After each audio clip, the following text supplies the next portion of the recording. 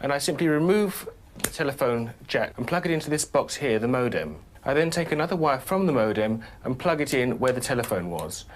I can then switch on the modem. It's now telling me to phone up the main press cell computer. So it's a very simple connection to make. Extremely simple. I'm now waiting for the computer to answer me. And things are starting to happen. Things are starting to happen. Why did you buy a computer? Well, I was very interested in the new technology and didn't want to be left behind. I don't think it's only for the youngsters at school now. I think us older ones will have to learn a lot about it. What is Internet anyway? Internet is that massive computer network, the one that's becoming really big now. What do you mean? That's big? How does one? What do you write to it like mail? No, a lot of people use it and communicate. I guess they can communicate with NBC writers and producers. Allison, can you explain what Internet is? The world is in financial disarray. Currencies failing, economies in wild flux, jobs being lost. But what if you could build an entirely new economy, one specifically designed for the digital realm? Well, that is the dream behind Bitcoin. Bitcoin, for those of you who don't know, is an electronic online currency that was created in 2009. It was made by someone who did it under the pseudonym Satoshi Nakamoto.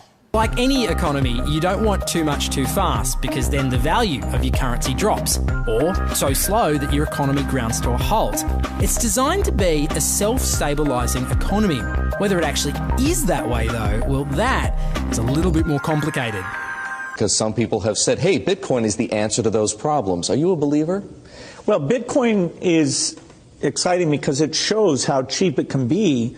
Bitcoin is better than currency in that you don't have to be physically in the same place. And, of course, for large transactions, currency can get pretty inconvenient. And what is Bitcoin? Bitcoin is a currency on the internet. I sent 100 euros worth of Bitcoin from here in Tokyo directly to you guys through this camera, through the network, through the TV, right into your home. If I had tried to do that, send you the money with a traditional bank, it would have taken several days and probably cost 30 euros.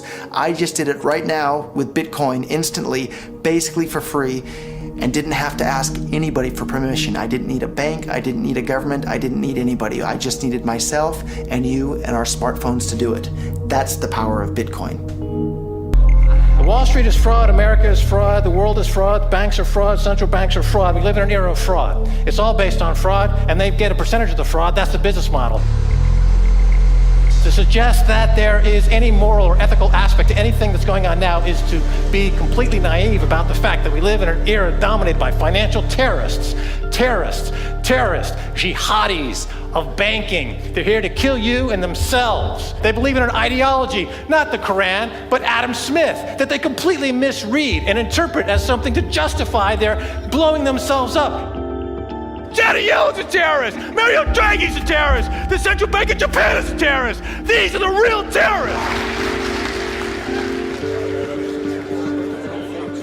Funds received. This community is switching to what they think is a better monetary system. A system in which banks are no longer needed because payments could be made directly from one person to another. Bitcoin is fundamentally different because in Bitcoin, you don't owe anyone anything and no one owes you anything. It is not a system based on that. It is a system based on ownership. And no one can censor it, no one can seize it, no one can freeze it. It's November the 2nd, 2008, just 6 weeks after the Lehman Brothers collapse. And all over the world, there are panicked debates about how to save the banks. Then, on a little visited web forum for cryptographers, a document appears in which a completely new monetary system is proposed. The visionary author calls himself Satoshi Nakamoto. These were the darkest days of the financial crisis.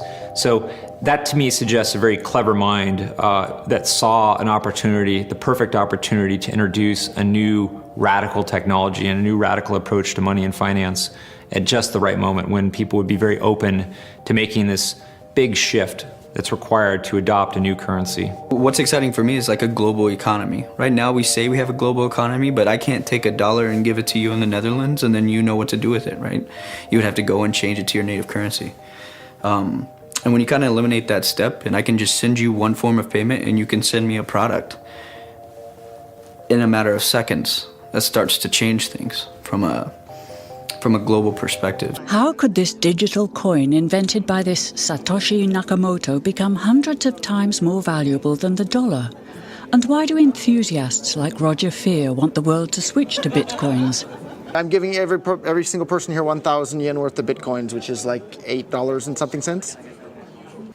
Back in the early days, you know, I'd get phone calls from my buddies. Oh, hey man, I lost 10,000 bitcoins because my computer blew up, right?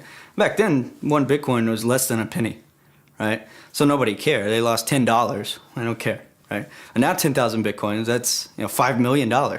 That's a big deal, right?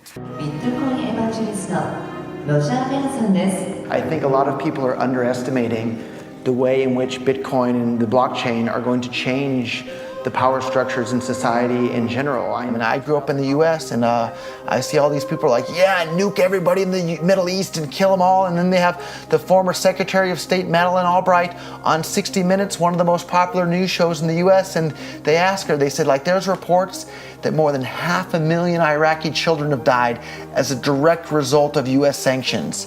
And she looks back at her with a straight face and she goes, it was a really tough decision, but I think that it was worth it. Worth murdering 500,000 kids because of what the government did? And I apologize for crying, but it just disgusts me from my core when I see government people murdering people around the world. It's not just theoretical, these are real people with real lives. And it's real people, and Bitcoin has the power to undermine everything they're doing to people around the world. And I'm sorry for shouting, but it just disgusts me what these people in government do. And they do it through central banking and through the control of the money supply, and Bitcoin takes that away from them.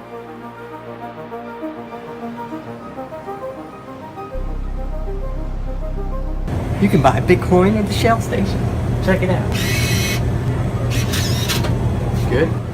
Got $2. Hit finish. Oh. $2 Bitcoin. Just like that. From this machine. I just turned cash into digital currency.